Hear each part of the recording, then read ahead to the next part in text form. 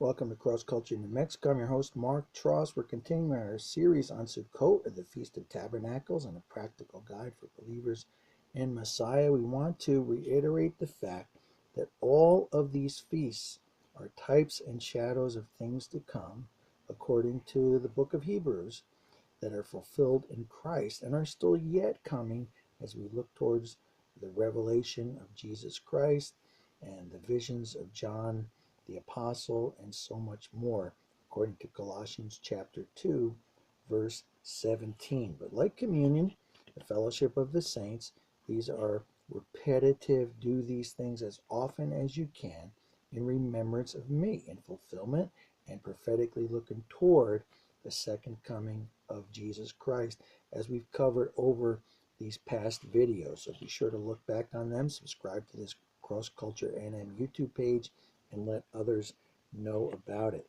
It is a celebration. It is about ingathering. It is about God reaching out to all nations, all peoples, all tribes, and all tongues. These high holy days come with a blessing, Shehekianu blessing, in order to thank God for bringing us to this joyful celebration. They eat challah bread, which is actually leavened bread, and it shows Jew and Gentile one in this twisted bread that we partake of in a form of communion with wine. The blessing is Baruch atah Adonai Eloheinu melech ha'olam asher kiddushanu b'mitzvotav v'tzivanu l'shev b'sukkah.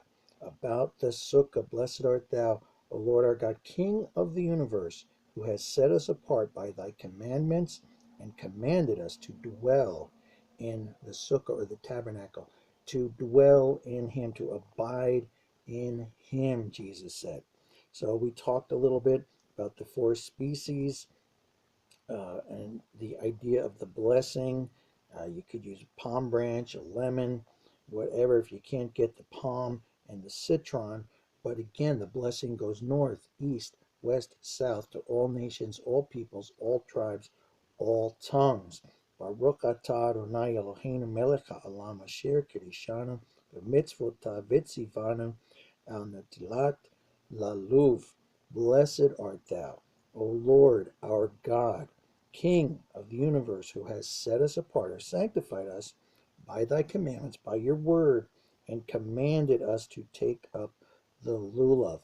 Remember that Psalms 113 through 118 is recounted in what's called the Hallel of Praise. And so look over those, meditate on those, think about the throngs of people that were around when Jesus stood up on the last day of the feast, the 8th day of the feast, according to John chapter 7, verse 37. However, as we reach the 8th day, we come to a special holiday, Shemini Atzeret, literally the 8th day of assembly, as mentioned in Leviticus 23:36. This day is to be set apart or sanctified as a Shabbat or Sabbath, and a holy assembly, the gathering of the saints. Any good Jewish parent could tell you on that day, Jewish baby boys take the sign of the Abrahamic covenant through circumcision, according to Genesis 17. So too with Yeshua, Jesus, our salvation, according to Luke 2:21. On the 8th day, when it was time for his Brit Milah, he was given the name Yeshua, salvation, Jesus, which is what the angel had called him before his conception.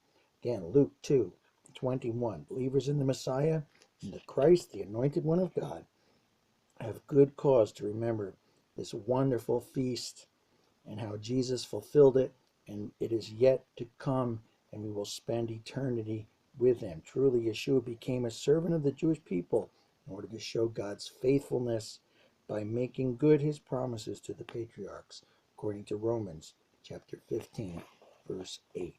Be sure to check out our website, crossculturenm.weebly.com, and we will see you again when we celebrate Hanukkah, which actually is a very biblical feast. Look at John 10:22. Join us on Facebook, MySpace, Twitter, LinkedIn, other social media sites.